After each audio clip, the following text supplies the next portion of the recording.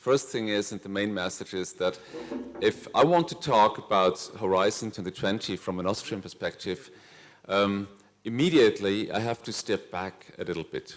So if I want to do the best for Austria to exploit all possibilities that are there, and Peter just mentioned, let's say, the political menu, we on a national level have to look not just on the Horizon 2020 as a funding program or as another funding program after all the other framework programs, but we have to look to the environment into which Horizon 2020 is embedded and see how we have to put our policies in place so that not just the funding program can be addressed, but also the broader environment. And from our perspective, this broader environment looks like that. Thank you. You have on the top level, and Peter mentioned that, the Europe 2020 strategy. So that's the overarching strategy for growth in Europe.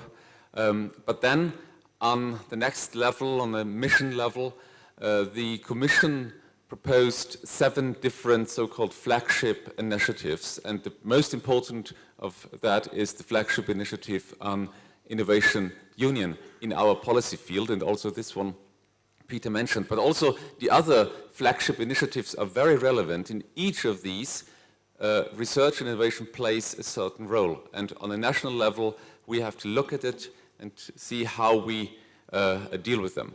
And then also we put the structural funds as one important element in the overall framework here on a missions level, because also there now, as you might know, research and innovation will play an even larger role. Now, when we go then on the more strategic level, of course we have the framework program until the end of 2013, and we will continue with Horizon 2020 from the 1st of January 2014.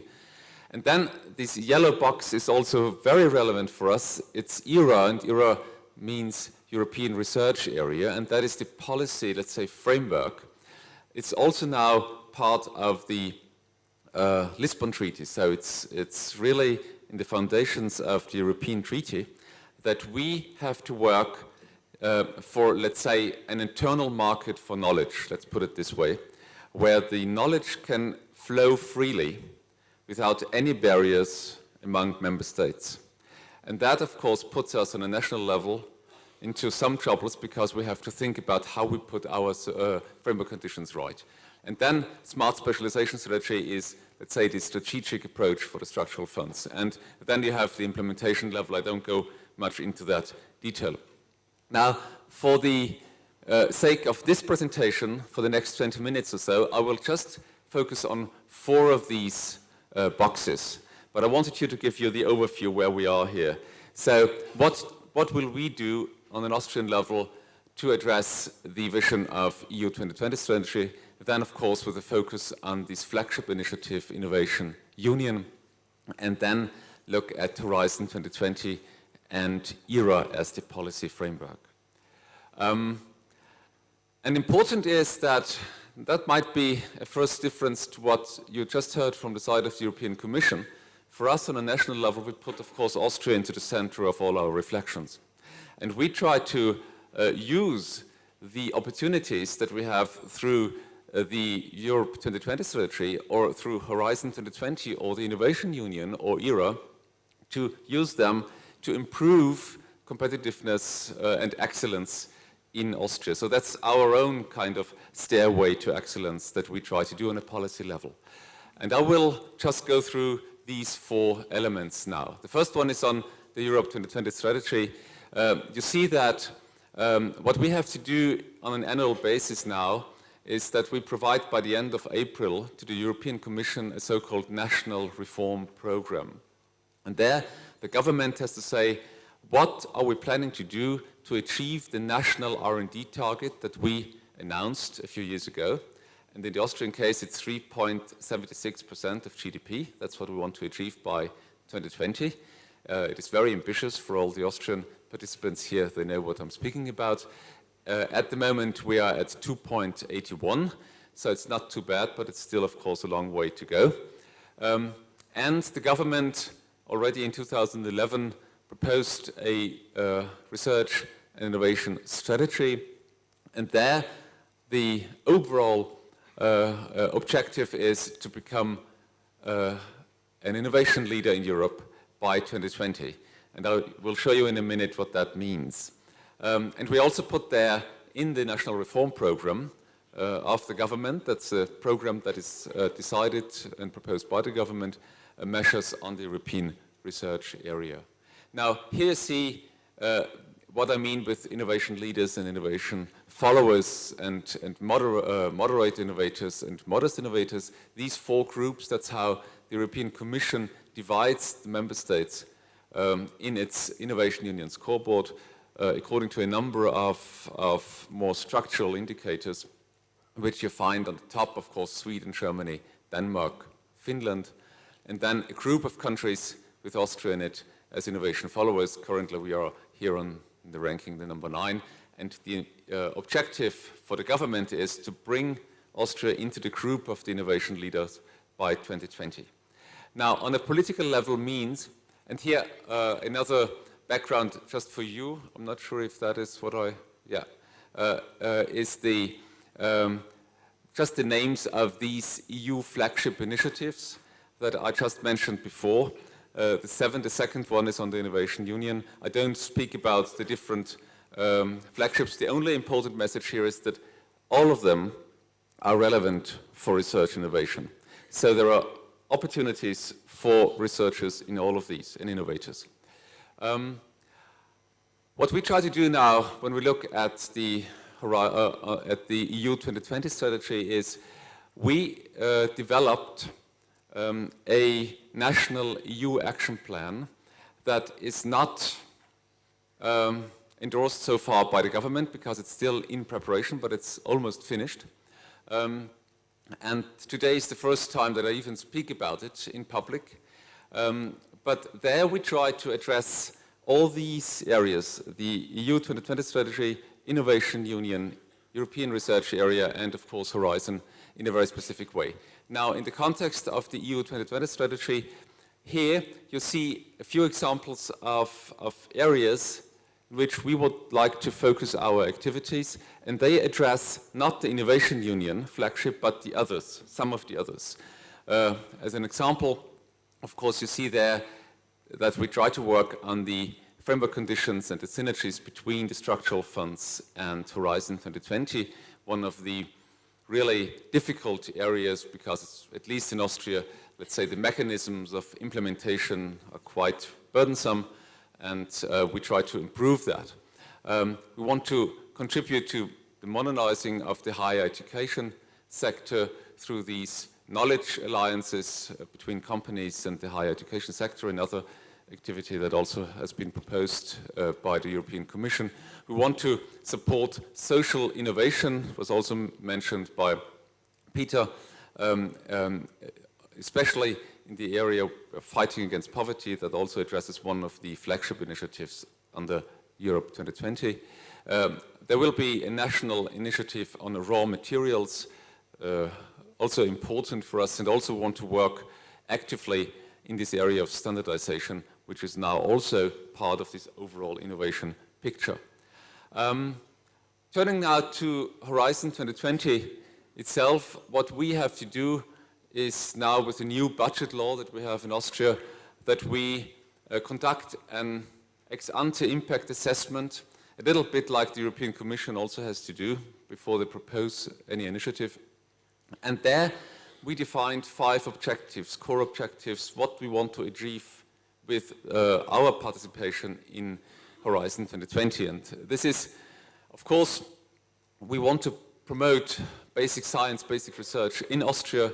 We want to do the best so that the growth potential of Austrian companies could be underpinned. We want to contribute to all the solutions for the societal challenges. And of course, these 3 first that I just mentioned, some correspond to the 3 first pillars, to the 3 pillars of the Horizon 2020 architecture. The 4th objective has to do with, let's say, the finance ministry and its wish that we continue to get more money out of the program than Austria pays into it.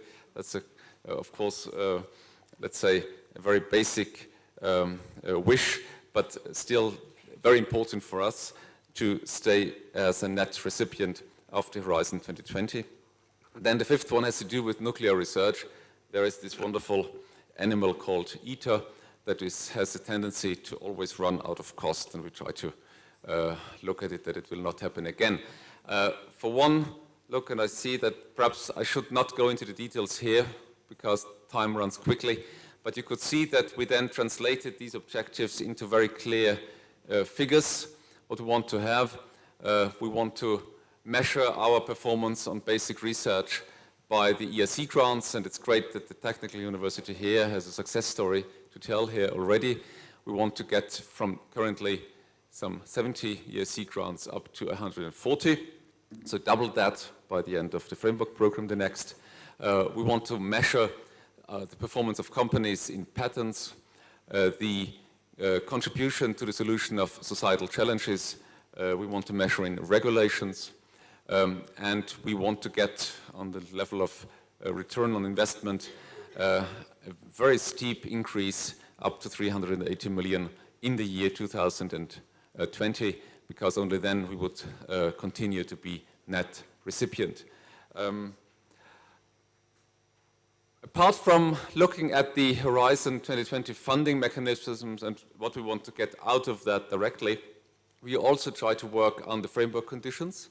And that means that, for example, when we agreed on the university performance agreements last year, we encouraged universities to revise, or if they don't have it yet, to develop international strategies for their own university and to collaborate with us, but also with other stakeholders in looking at what role Europe could play for each individual university in the future. And that could also mean that Europe does not play a major role. I mean, this is not the case for this university, but of course it could well be that in the process of revising such a strategy, it turns out that the regional or the global level is more important than the European.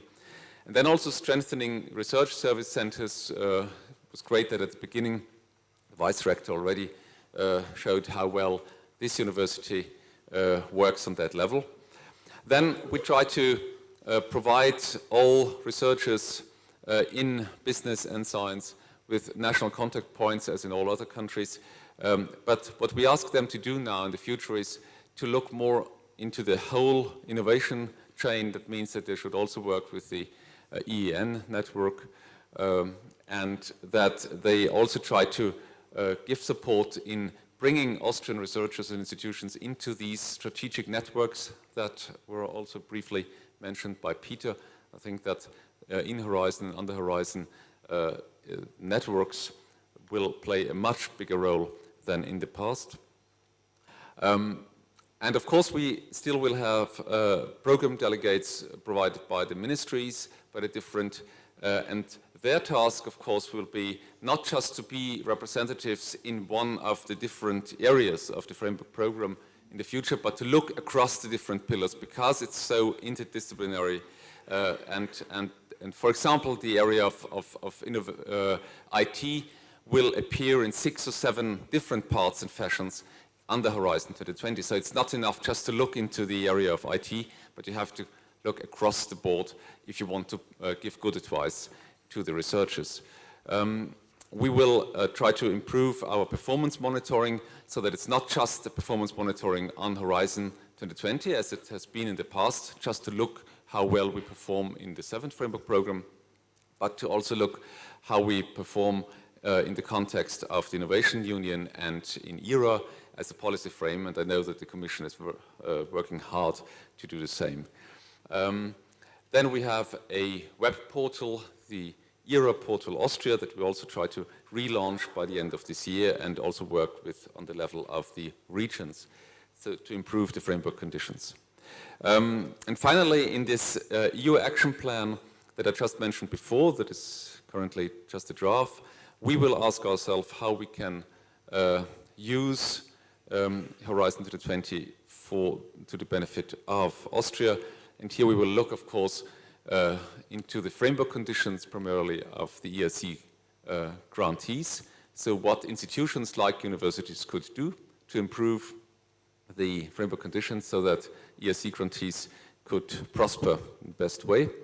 We'll try to do the best for co-financing and co-programming and pilots on key emerging technologies in Austria.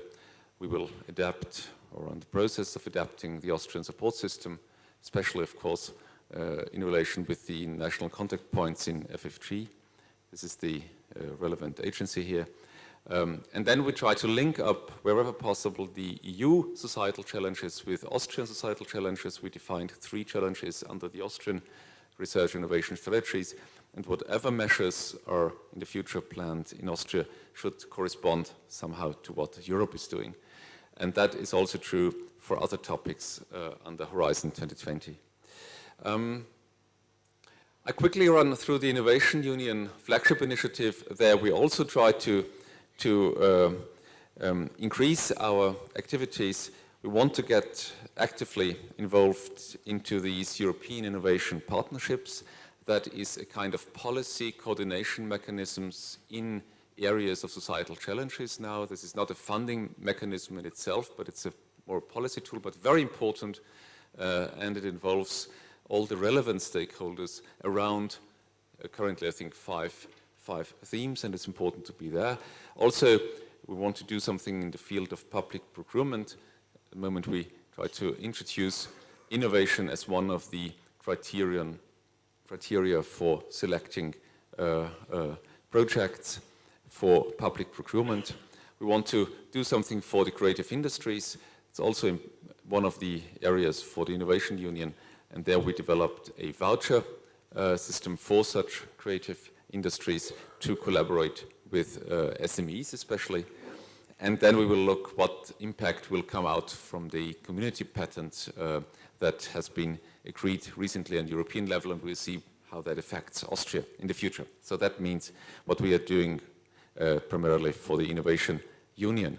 Here, something not for now, but perhaps later for you to read in your documentation about the Innovation Union. It has 32 commitments and goes into all different areas. Now finally, when we look into the European research area, there we have 5 different policy domains, and they are mentioned there. The first one is that we should try to work to make our national research system as effective as possible. And one of the elements there that we want to look at is competitive funding. It was also interesting at the beginning today, this morning, when the Vice Rector presented the share of third-party financing. That's very relevant for us to see what balance should be found here, and also using international peer review as much as possible. Then on the second domain, cross-border cooperation. For us, it's important, a term that has not been mentioned so far today, I think, joint programming. That is a funding mechanism where national authorities from different member states put together their resources and then get it top up in the future by the European Commission, also again in fields of societal challenges. And we try to work actively in these joint programming initiatives, and we just committed some 12 million euro over the next 4 years in that. In the field of the open labor market for researchers, there, most of you probably know EURAXIS. Currently, I think some 500 jobs are published annually on the Austrian site. We want to increase the involvement of Austrian organizations into that. Currently, I think some 250 organizations already contribute to EURAXIS, but we still want to work to increase the number. On the gender equality front, we want to work that the objective of 40% of leadership positions in research will be occupied by women in the future. So that is also something that is covered in our budget law. And then also in the field of the access to and transfer of scientific knowledge, we support the coordination platform of open access initiatives in Austria. And in the national action plan for the EU. Somehow you see here the echo of what I said just before, and I think I should not go into detail here so that we don't spend too much time. Almost finally, if you would be interested in more details, what I just mentioned roughly here in these 25 minutes, you could look into the documents that are behind what I just said. For the EU 2020 strategy, the National Reform Program that was published in April 2013 could be a good basis for you. And there you find measures also that refer to ERA. For the National EU Action Plan that is currently a draft, as I said, I hope that it will finish in August this year. And of course, this action plan addresses all 4 dimensions that I talked about today. For the Innovation Union, we published an Austrian status report on the Innovation Union last December, so you could look at that. And of course, the Innovation Union scoreboard that was published in March this year gives you the broader picture and the comparison among the 27, now 28 member states. And finally, the Commission is planning to publish an ERA progress report, I think, on the 20th of September. And then there you will also see a comparison where all the member states stand in terms of ERA. I summarize my last minute. What we try to achieve from the Austrian side is to become an innovation leader by 2020. So we want to move up from this position, and you remember we're 9th in the ranking currently in the group of innovation followers. We want to change into innovation leaders. We want to invest up to 3.87% of GDP. And therefore, we need to exploit all opportunities that we have through a national action plan, through the reform programs. We see that the national and the EU policies are simply the same coin, but 2 sides of it. So we need to get a policy mix in the field of research, technological development, innovation, but also education. So this knowledge triangle that was mentioned before this morning. And as an example, joint programming is an important tool in that. And for the framework conditions, we roughly invest some 7 million euro per year to get the best circumstances for Austrian researchers to participate in all the European activities. Thank you very much for your attention.